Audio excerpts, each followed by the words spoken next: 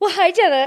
Well, hi, Shelby. Welcome back. Welcome back. This is part 2 of our episode for A House of Earth and Blood, or Crescent City 1. Oh, yes. And we have kind of gone through a lot of concrete things about House of Earth and Blood in the last episode. And so now we're going to get into some more spoilers. And so we are definitely going to have spoilers for all of SJM. So ACOTAR, Throne of Glass, Crescent City. We're going to find some interconnection here. Right. Yeah. So if you haven't read all 3 of those series, and including HOEAB, if you haven't read House of Sky and Breath in addition to Crescent City 1 yet, I would wait to listen to this episode until after, because we don't want anyone to get spoiled. Right. And if you haven't listened to part 1 of this episode, I would recommend that too. It'll be a good reminder of just like the basics of who people are, where we're at, that kind of stuff. Definitely. Yeah. All right, let's get into some spoilers. Let's get into that. Quick intro. Here we go.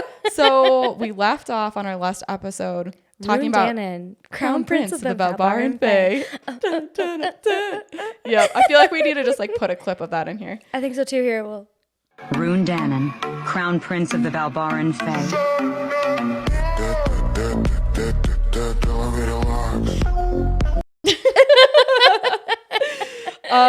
Yes, but Rune Danon. So visually, we get a lot of information about Rune. damn. But I know. But what stuck out to me more this time is, I don't know, some stuff about like his background. Yeah. So there's a lot mentioned about how his power is less like the Autumn Kings. He doesn't really have fire and stuff, which is so common of, I guess, like the Valbaran Fae or whatever. But it's more like his mother Moms from the Isle of Avalon. Yeah. And which is like shadows and telepathy and things like that, which sounds familiar. Sounds very familiar. Who does that sound like? Reese. It sounds just like Reese. Yes. You know who else that makes me think of? Asriel. It's same. It made me think of Asriel too, of the movie, Yes. because they specifically said moving through shadows, and I was Yes. like, what? I know. So that reminded me a lot of that. And so then when they're talking about the horn, when they're talking about Luna's horn and how Peleus was the starborn Fae that originally uses the horn, they say he was the High General for Queen Thea, who was the Fae when they first came first entered the world through the crossing. 15,000 years ago. 15,000 years ago, which is an important time in Perithian too. Yes. Yeah.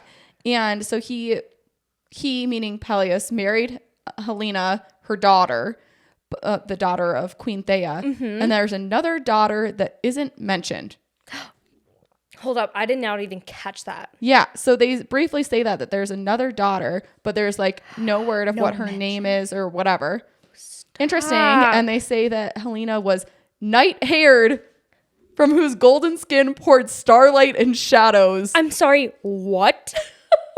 Also, that kind of like brings me back to like maybe Reese's mom or sister isn't actually dead. Okay, that's where I was going with this, because I'm like, I wonder if either like maybe not Helena, I guess, I don't know, or Bryce's. Do we know Reese's sister or mom's name? I don't know that I do. I mean, maybe they say it and I don't remember, but I'm like, does that not sound like maybe Reese's sister wasn't dead and went through there, and that Rune is now like a descendant of that, because those powers are way too similar. And Hunt even says at one point that when Rune is walking into the continuum or whatever it's called. Yes. Yeah.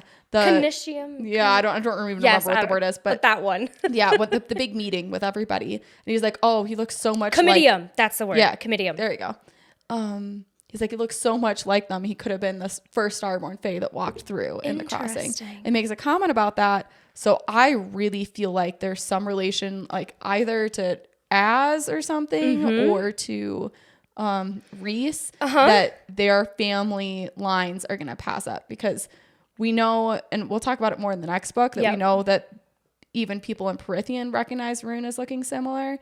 But that really stuck out to me in this one, that the powers were so similar. 'Cause it made it feel like it was so yes. obvious, but like the first time I read it was not. Same here. And it was, now that we're like especially looking for the connections, I thought that was so crazy. Well, also, as we've talked about in our previous episodes, Reese seems to disappear a lot. Yeah, I don't know what Reese is doing. And so maybe he's aware of these other worlds, and maybe he's like doing something. I don't know. I don't know. Mm-hmm. Well, and another thing that I noticed that was similar with Reese, actually, just from like activities. So when we first really meet the Autumn King in this book, and it's around page like 150, the Autumn King has a model of planets and moons and stuff. Yep. Which seemed just like what Cassian noted in Akasif in Reese's office. When Feyre noticed it too. Yeah. And she talks about how it also has like the planets and moons and whatever. And they both are kind of like, I don't really know what it is. I don't know. But it's here. Reese explained it to me, but I don't remember what he said. Yeah. But the Autumn King says he's looking for patterns with that. So it seems like an important thing. I was going to bring that up too. And that he's recording everything in the half-forgotten language that they used when they first came to Midgard through the Northern Rift. Very interesting. That makes me think of when we were just reading Akasif, and Amren is basically listening from Reese, who is listening to Nesta and like recalling her experience in the lake, and the Kelpie is speaking the old language that hasn't been heard in 15,000 years. Yeah. Everything is 15,000 years. 15,000 years. It's like this number, 15,007. Yes. Oh my goodness. So I'm just, and I think a lot of people are on this track, but I'm sold that the Fae from Crescent City, the Fae that are there, are from Prythian originally, because we also know that where was it? So they mentioned that the Fallen were made in Midgard. So the Fallen being the angels, like, and the Maliki, what Hunt is, that they were made in Midgard by the Asteri. But the Fae, Shifters, and others came from their own worlds. Yep. So we know that the Fae came from somewhere else. From the Northern Rift. Yeah, from the Northern Rift through the crossing. So we know that. And even this one, again, it's like feels so obvious now. But Bryce has a bunch of Dusk Court type references in this book too. Like even what? Her scent, Hunt describes as like the gleam of the first stars at nightfall. Okay, hold on. What? I was not looking for that. Yeah, and in the very beginning of the book, when she goes to get her nails done, and she's talking to the girlfriend of Maximum, the guy who they're the vampire guy, Max Tertian, who dies. Yeah, she does her nails in a gradient from pink to periwinkle, like the sky at twilight. Why was I not even looking for that? I'm sorry, what? It's just like such little. So do we think that Crescent City is the lost Dusk Court? Yes. And I think it came, I think for sure that's like the Fae people that came over were from Dusk Court. Okay. So also connecting, we have the 7 layers of hell. Yep. In the library, we have 7 layers of the library. Yep. And they say that it's darkest on the 7th level, which if we remember what Ada said, the like first, second, third level princes of hell, they're closer to the light, and so they want to get out more. And so they're not as scary, right? Do we think that that's HOEAB spoiler? If you have not read Sky and Breath, this is a spoiler for that. I feel like they probably already spoiled it. Yeah. I know. I'm like just double checking, making sure. When Bryce lands, do we think she landed in the library? Because no, she like landed outside or something, right? I mean, we'll have to read the next book to remember exactly what it was, but I thought she was like outside and ran into people. But I think that that's going to be very important. I think the library is going to be relevant in the next book for sure. Oh. I feel like I'll wait more for HOEAB to get into that, just to read into that. But yes, I definitely think that. And so now going back to even just Luna's horn. Yes. Where they said Fae forged it in their home world and named it for a goddess in their new one. I think the home world was Prythian. Yeah. That's why I was kind of trying to connect those, because we know that we just talked about in Akasif. There's the 3 mountains. Yes. You have the prison. Yes. You have Ramiel, which has not been explored very much. And then you have Under the Mountain. But then we have the library that has the 7 layers. And so it's like, I'm questioning how it's all going to be intermixed. But I do think Crescent City is going to be the missing dust court. Yeah. But I'm just like, where is it going to show up? Yeah. Like, how is it going to fit in? Yeah. Yeah. And if you haven't already listened to our ACOTAR episodes, we talk a little bit more. We get into the fact that there was a lot of mentions over how the prison and that island used to be in 8th Court. And there's like a lot of mentions about how that used to be in 8th Court. And a lot of different beings that are there that are not seen in the rest. Yeah, that also came through at some point when there was a rip in the world. And so I think that rip in the world was also the crossing. You know, it's crazy because you have the Northern Rift and then you have the Southern Rift, and we don't know much about the Southern Rift. Yeah, they really only mentioned the Northern Rift very much, and that everybody came through there. So I don't know. Something else that I found was very interesting from, let's say, the Autumn King, Bryce, and the way that a lot of other fae are described is red hair, fire magic. Why does that sound like the Autumn Court? Right. Well, I mean, even he's called the Autumn King was like very interesting to me. So if they're all from Dusk Court, it like makes me wonder, like if they weren't really all, if there was some people from everywhere, like if there were, because again, the description of the Starborn Fae seem a lot like Night Court. Yes. And so, it makes me kind of wonder if there were pieces of the other courts that were represented in that crossing, right? And just Dusk Court was the only one to completely disappear. Or we mentioned in the other one, in ACOSIF, we mentioned in that episode that there was like the people who might be in stone in the... Oh, yeah. Remember when they get... When Nessa gets the harp. The harp, right. And they're like trapped. And she sees like this vision or whatever of she thinks people being trapped in stone. So maybe Crescent City, they're trapped, but they don't know it? Well, or maybe it made me wonder, like originally I had really assumed that everybody in Crescent City was just, they were the people from Dusk Court who got shipped over there, but maybe not. Maybe there really was a crossing of a bunch of people who went through in the crossing from all these different courts, and that Dusk Court is just completely like, or mostly trapped in stone, and only some of them made it to Midgard. Yes. Because it does seem interesting that the powers of all the people in Midgard do range. Yeah, but it's mostly flame. Like Autumn Court. Yes, that was something I definitely mentioned that. But I'm like, what the hell happened 15,000 years ago? Yeah, no one has talked about why the crossing happened or if it was intentional or forced. Like no one has talked about that far back, like how or why that happened. Right. Just that it did happen and there were things that were there before it. Yeah. Oh my gosh. So many questions. Yeah. So many theories. So also from that crossing though, I think at least I can assume Star Sword. So let's talk about that. Oh my gosh. That was the next thing that I was going to, always on the same page, girl.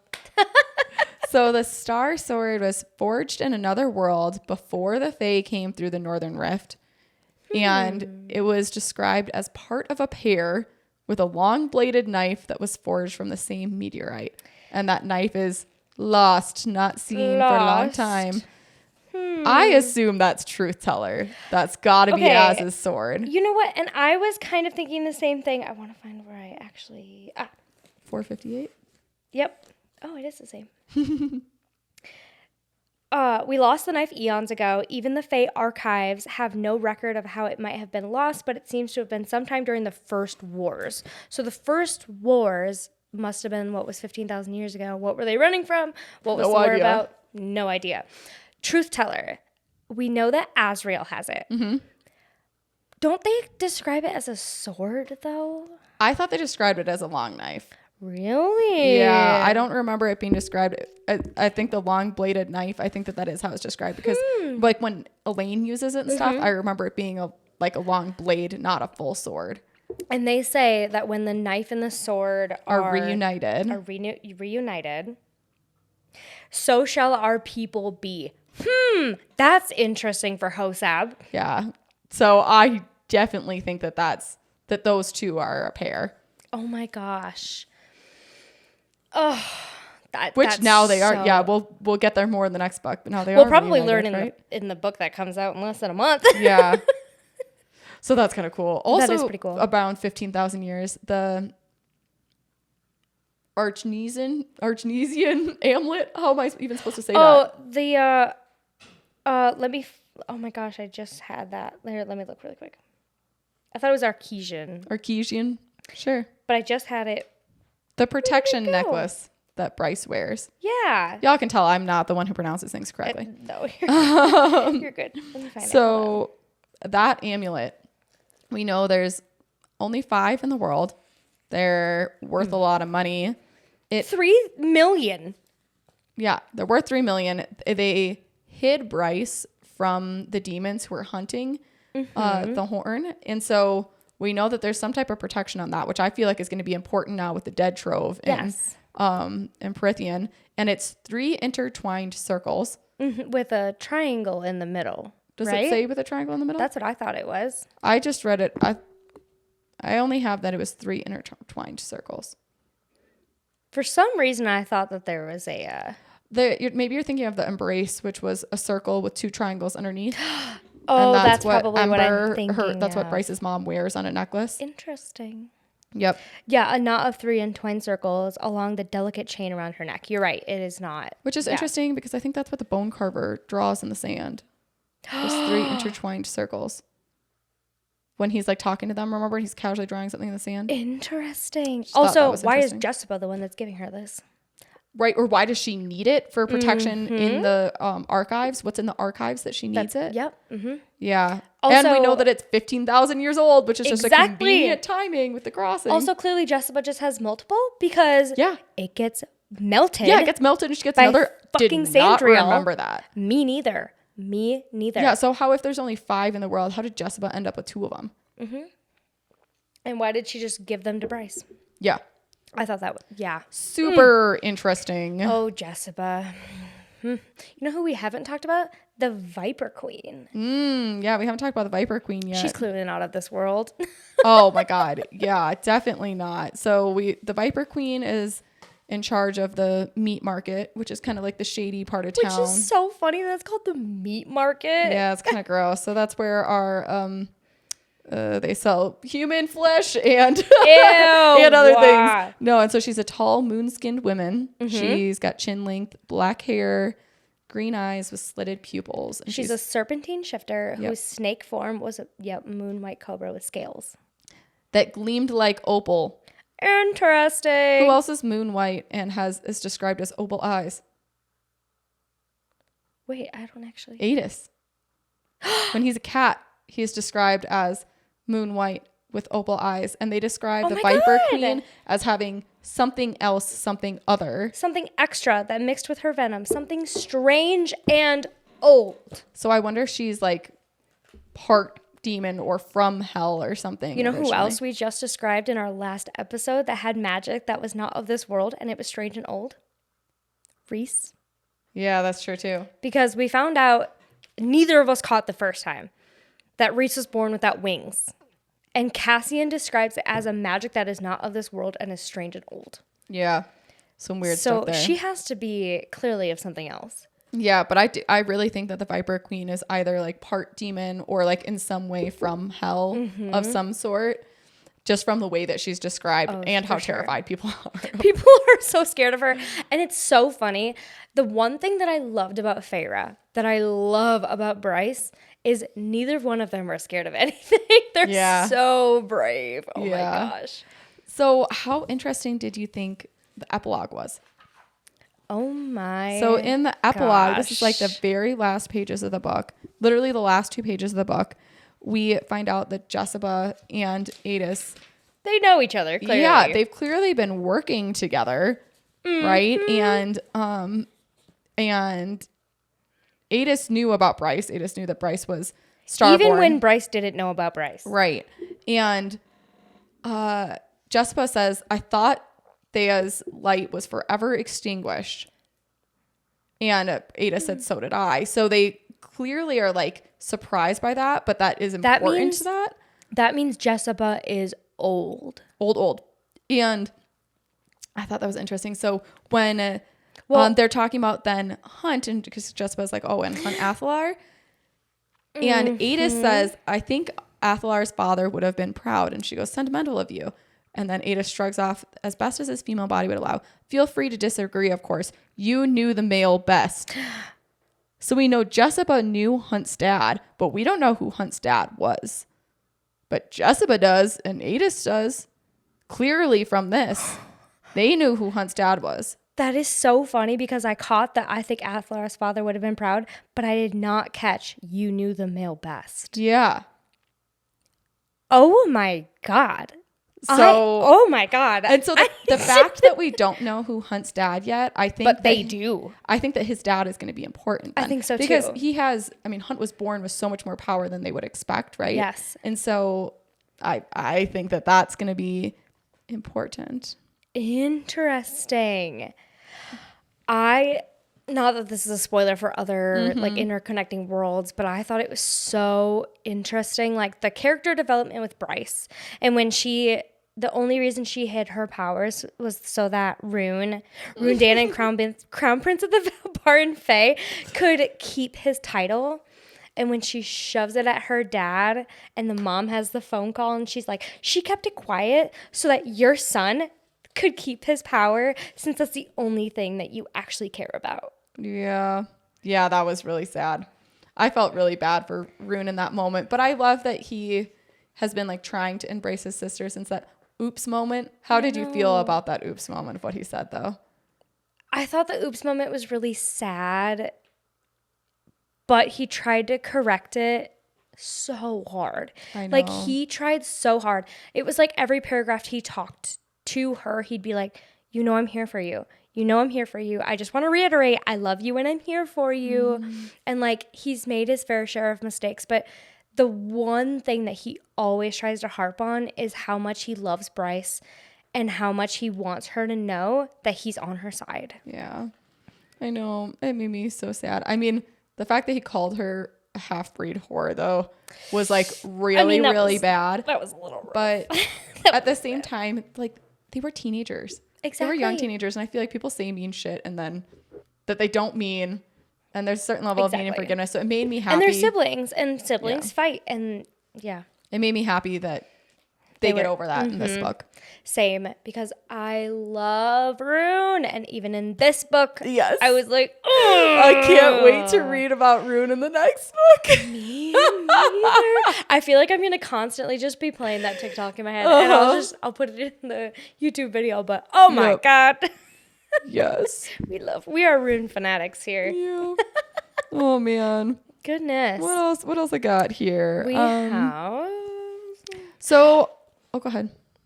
I mean, this might not even be on the same page, whatever. The mayor, like the mer people, bringing brides below, sounds an awful lot of the Kelpie in Silver Flames. Do you remember when they were talking about? Well, the Kelpie are a part of the House of Many Waters. Right. Yeah. They are. And they would bring their brides down and do all these nasty shit to them and then keep them in a bubble underwater. And that is exactly what Nesta had to deal with. Yeah, there definitely were a lot of, I don't know, comparisons of that. And since these Crescent City books are clearly being named after each house, and I know that we get more underwater in the next book, but I'm really curious if we're going to see more comparisons between like the creatures, because even Gwyn being part nymph, which was also water nymph, yes, right? I forgot about that. So like I'll be curious if maybe there's just some more comparisons of like creature to creature in each world. Well, especially since the language that the Kelpie was speaking was 15,000 years old. Right.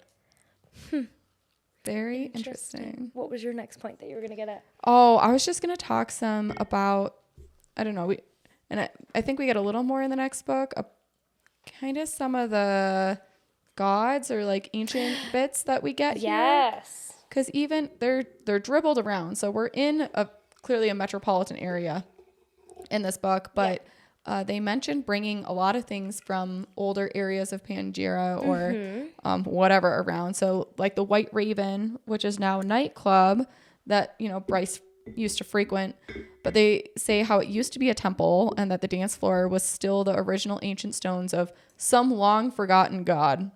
A temple for pleasure. So we've got that one. In the meat market, it has a mosaic from an ancient temple in Mangira, cloaked and hooded death, skeleton face, scythe in one hand and an hourglass in another. Interesting. Yeah, and I don't know. There's like kind of a lot of mentions of that, and so maybe before, or like when we go through Sky and Breath, I'll collect some of that. But yeah, there's a lot of mentions of I think there's 5 gods that they kind of talk about in this one. Well, and then in Silver Flames, we start to get more of the conversation of the first gods, like things that were there before the Fae were there, right? And the so old people gods. clearly still have mentions of that here. Yeah, so I'm gonna collect some of that. 'Cause I feel like now we're gonna see a little bit more overlap. Definitely good things to keep in mind before starting Sky and Breath. Yes, definitely more things to keep in mind. What else I got here? Very interesting. Oh, we haven't talked about the gates. Oh yeah, I thought the gates that were in the city, when I first read it and kind of in the beginning of rereading it, when Danica and Bryce are talking about the gates and they're just like, you add a drop of power, right? Mm-hmm. And then they make a wish. And so basically to me, it sounded like a fountain. Yeah, like a wishing well. Yeah, it reminded me of the fountain in Italy where you like toss a coin and then at the end of the week, they like take all of the coins and that's like they're taking the money for the government, whatever. And then there are some mentions of it throughout the book of it being a communication portal before the wars or during the wars. And then we really start to see these portals being used at the end of the book and how they were the portals to hell. And so we know there's 5 gates, right? Or there were 7 gates for each of the 7 gates. There's 1 in each of the quarters. So there's 6 around and then the 1 in the middle. And they couldn't see what was coming through the bone quarters gates. Oh yeah, because there's no cameras in the bone quarter. Mm-hmm. And so we know that that's also the power that Bryce used to make the drop. We also haven't talked about the drop. Yeah, well, we haven't talked about the ordeal or the drop. Right. Actually.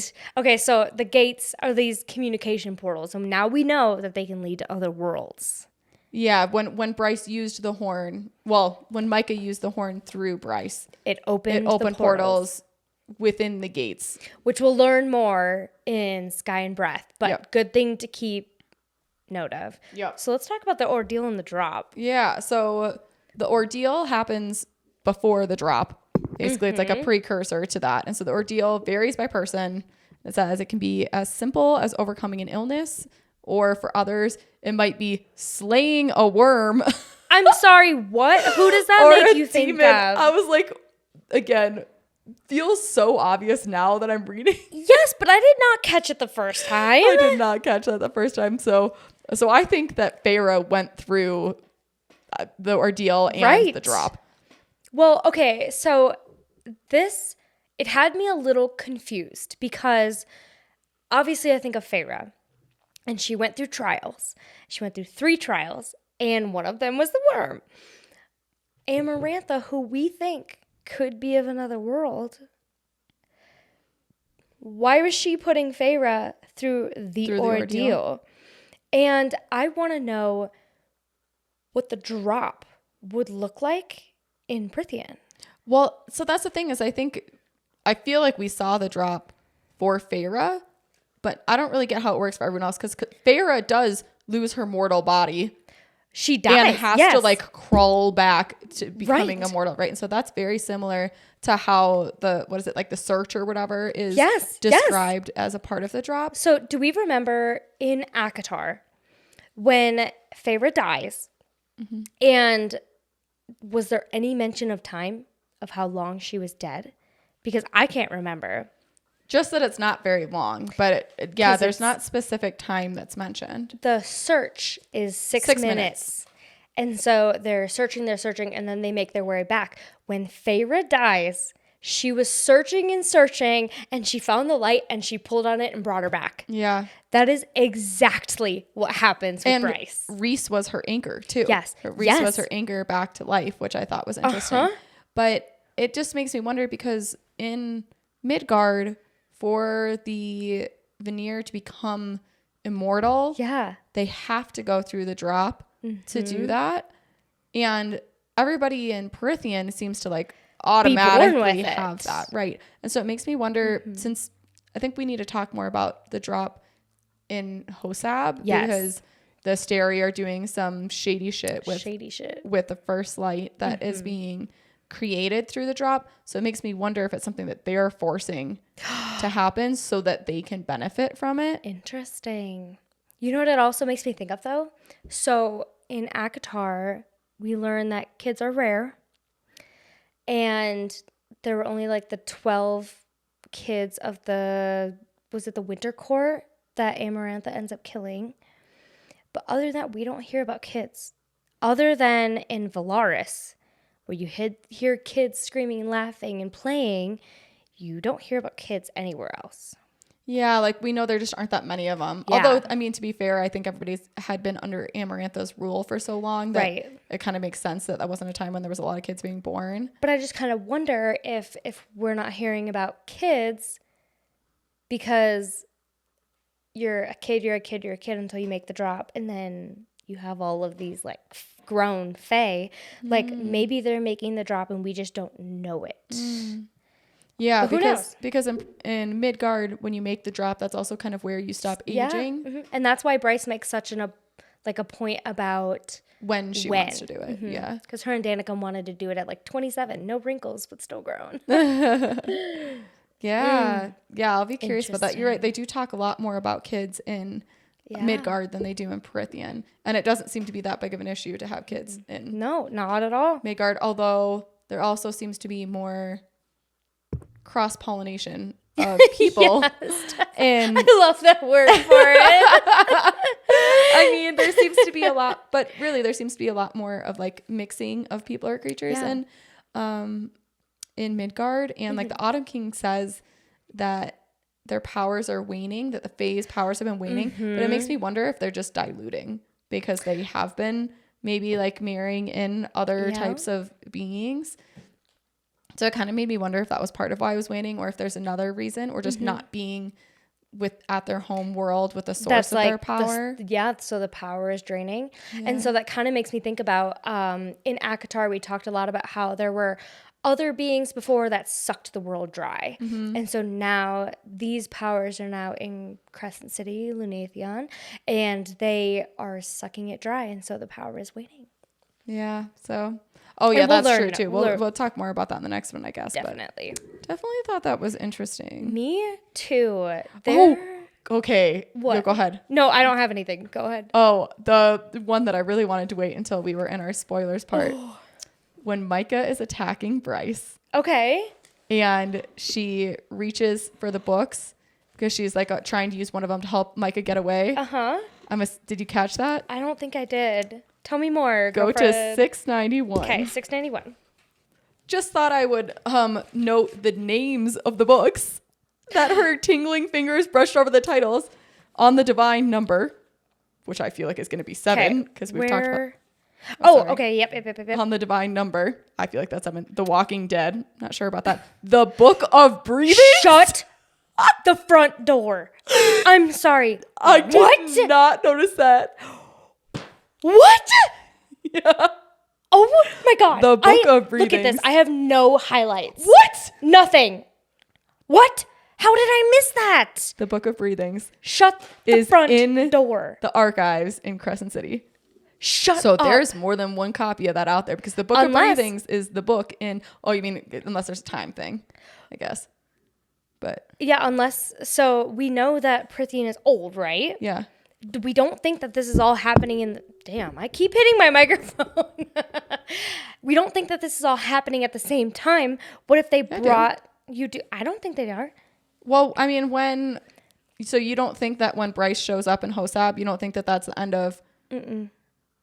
Oh, when do you think it is? I think it was 15,000 years ago. You think that Bryce is showing up in Prithian 15,000 years ago? The HOEAB, the end of HOEAB is then? Well, so SJM has said that she thinks that these are all happening maybe in the same worlds, but maybe at different times, or maybe different planets, but they're not happening at the same time. I mean, I don't think that Throne of Glass happened at the same time. But you think that... Well, I just think that the end of HOEAB is pulling into Prythian, that's pulling into like the ACOTAR world somewhere relative to where we are with our current characters. Oh. Because we know that our current characters are there. Like Right. she's met a couple of them. So but she's only met a couple of them. oh, and so we you don't think that maybe know. like Farah and people aren't there yet? You think it might No, be because in the past? she But then definitely she would mentions. but then Bryce would be like mentioned in ACOTAR. You know, Unless it was That's what- after. yeah. Yeah, okay. So it could be later, but It I'm could be saying I later, think yeah. that all of ACOTAR has already happened. Of what Okay. we've seen happen. That makes sense. So, But either way- on your point, the Book of Breathings the Book of Breathings is freaking there. is there. That's, Is it the whole book?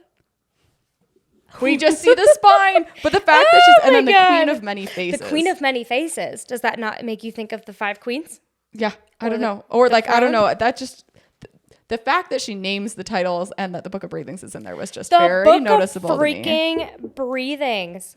So it makes me wonder what other books in the archives are going to be valuable in. Well, on the Divine Number, that's going to be 7. I think that's yeah. Why is that so important? The Walking Dead. Does that make you think of Nesta and the Mask? Oh, And how the queens wanted to raise that, and Koshi wanted his Walking Dead army. Oh, I didn't even think about that. I wasn't sure. I didn't know if maybe it was going to be something with the Bone Quarter. I don't even know. But yeah, that makes sense that the Mask would be And that's on The why Walking the Dead. Bone Carver doesn't want to be in the real world. Because Koshi wants to raise the Walking Dead. Ooh. That's interesting. I hadn't really Because as put we were that talking about together. at the end of Akasif, Koshi is still at large. Right. He did not get resolved. Right. So I'm thinking in Crescent City 3, he's going to be the big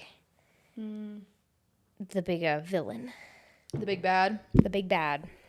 Yeah. But Oh my anyways, gosh. The Book of Breathings. I thought that was so Oh my God. gently I don't know placed. how I didn't catch that.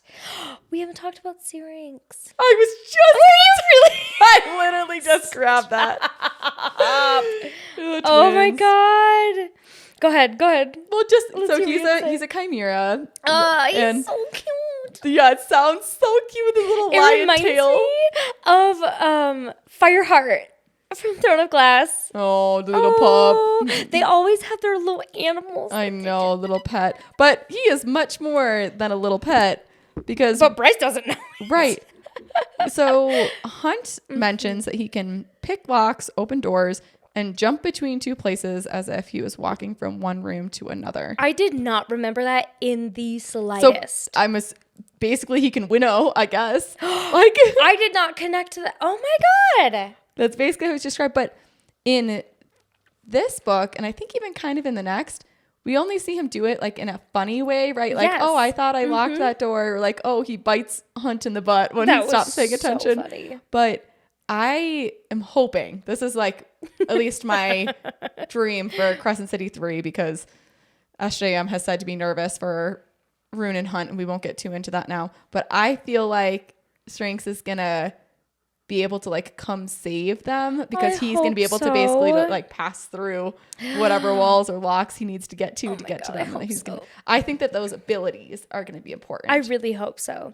I was laughing so hard the first time that it happened in the book because, again, I did not remember it. And so when Hunt was like, well, clearly Bryce doesn't know, but he showed up on the other building when Hunt was just like, Bites him he in the bites butt. him. I was laughing so hard. I was like, I'm sorry, what? And how don't I remember that? Oh, it's so cute. He's Oh so my cute. gosh, it's like he's in so between a dog and a cat. That's I what know. it feels like. And a lion, clearly. Well, I mean, he's like looks more like a lion, but I just mean his behavior is Oh, almost definitely. like in between a cat and a dog. Oh my gosh, Which is that so was cute. so funny. He's I adorable. just loved it. Yeah. Oh, good old Syrinx. Yeah. So cute. Bryce also paid for his freedom like she did with Yes. Lily.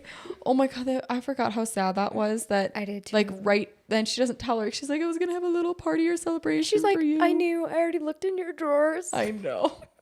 Which was also hilarious. I loved Lily. I thought she was so funny. Gosh. I know, she's adorable. Oh. Yeah, I have so many questions. Like, Yeah, do you have anything that's left over? Some I unresolved do questions actually. from this? So I wanted to give a little shout out because when I was looking for some Crescent City and just Earth and Blood, some little theories and whatnot, I found Lauren's little library, and she had a whole video on unanswered questions. Nice. And we've kind of talked about it, but sometimes it's nice to have it all in a list. And so I figured that would be a really good way to kind of, what makes the Viper Queen's power something different and old? The Oracle says to hunt. You remind me of that, which was lost long ago. I had not realized it would even appear again. Do yourself a favor, stay well away from Bryce Quinlan. What the hell does this mean? Yeah. Who is Danica's father? We'll find that out in the next book. Oh, yeah. Yeah. Where is the Starboy knife? The one that's a pair to Rune's Star Sword. Why hasn't the 7th Asteri seat been replaced? Oh. And who was the 7th Asteri? We know the name, but we don't know who they were. Oh, yeah. At the end, Ada says to Jessica, our plans do not change. What plans? Yeah. Why was Adis at the Oracle when Bryce went to go visit? How will Syrinx's abilities be used? Oh, wow. This is so fun. These are like all the things that we've already talked about. I But this is know. a good summary. I love it. Who is Hunt's father? Literally all the things that I brought up. This is so good. When Ada says, I think Athlar's father would have been proud. And clearly Jessica knows him. Yeah. So it's going to be crazy. One thing that we haven't mentioned yet was that the Oracle says to Rune, the royal line would end with you. Which can mean a lot of things. It can mean so many things. It can mean that he'll die, that Bryce, who has now said, or Rune said that she is the princess, so she will die. Neither of them will have kids. Like, we also have the Autumn King, who, like, is it the Autumn King's line that is going to die? Or, like, maybe Rune is going to, like, disgrace his name and take somebody else's. Yeah, it's What does going to it mean mean? so many things. I'm just holding that for later. I feel like I don't even have any theories of which direction that's going to go yet, because Me I too. don't think it's going to be the obvious Rune is going to die. I feel Same. like, yeah, I don't know. That's going to be maybe like someone else comes into power as a result of Rune or something. Or maybe they go somewhere else. Yeah, I don't know. So I have like literally no idea on Same. that one yet. Just a question to keep Yeah, in that's mind a question for for next later time. for sure. Wow. Oh, also just kind of interesting. The 8-pointed star that comes onto Bryce's chest. Do you notice that's the same shape as the tattoo that Nesta got when she made a bargain with Cassian?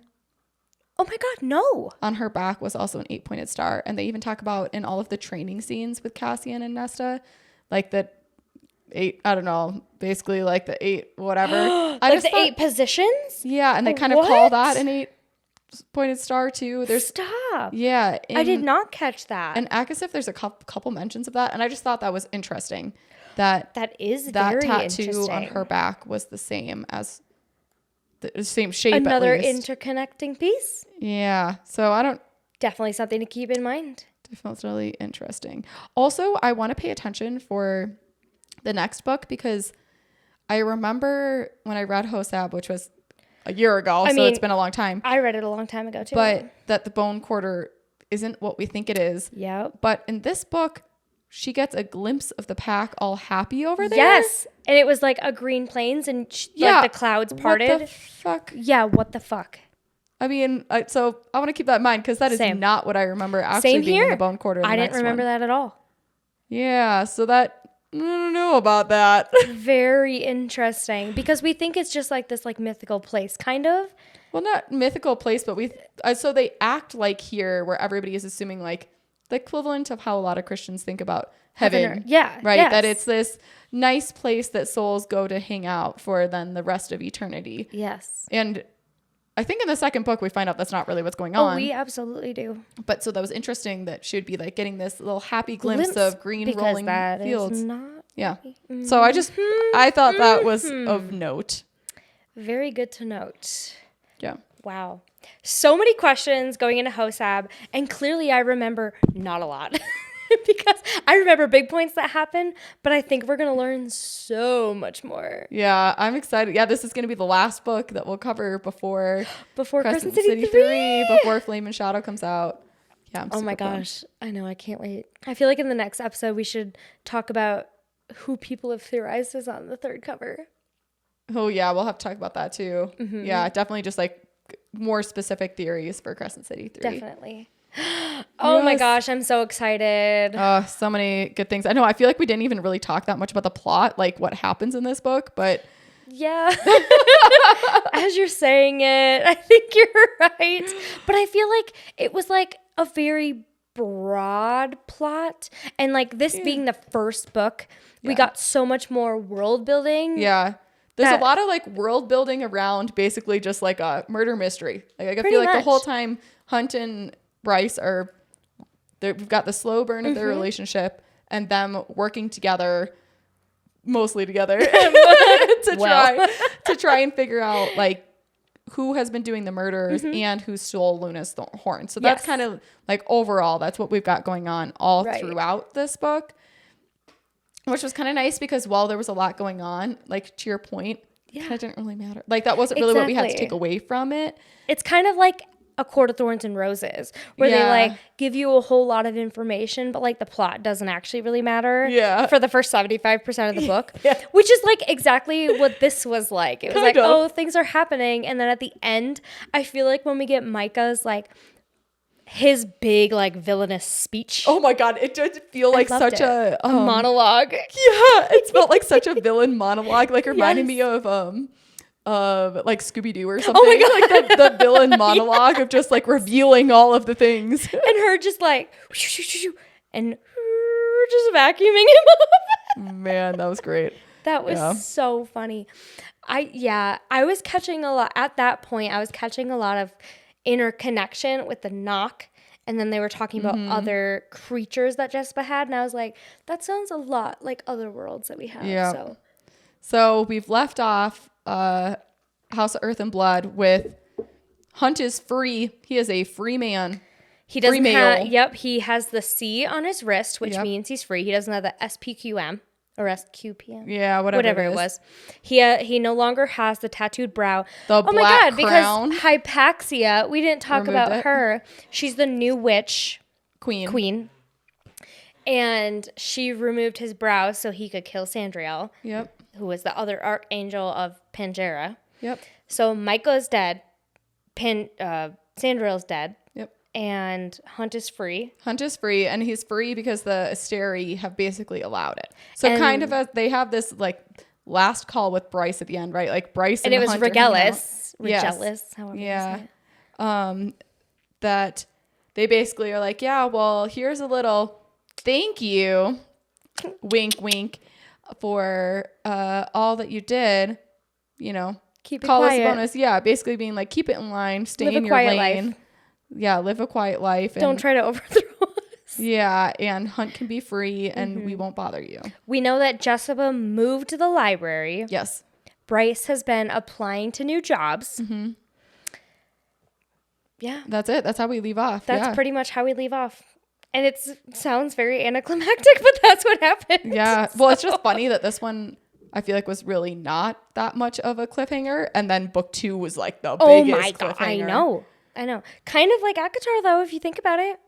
Yeah, that's true. Actually, that was, I feel like ACOTAR didn't have very big cliffhanger. And then you had other ones. All of the rest that were like, oh my God, oh my God, oh my God.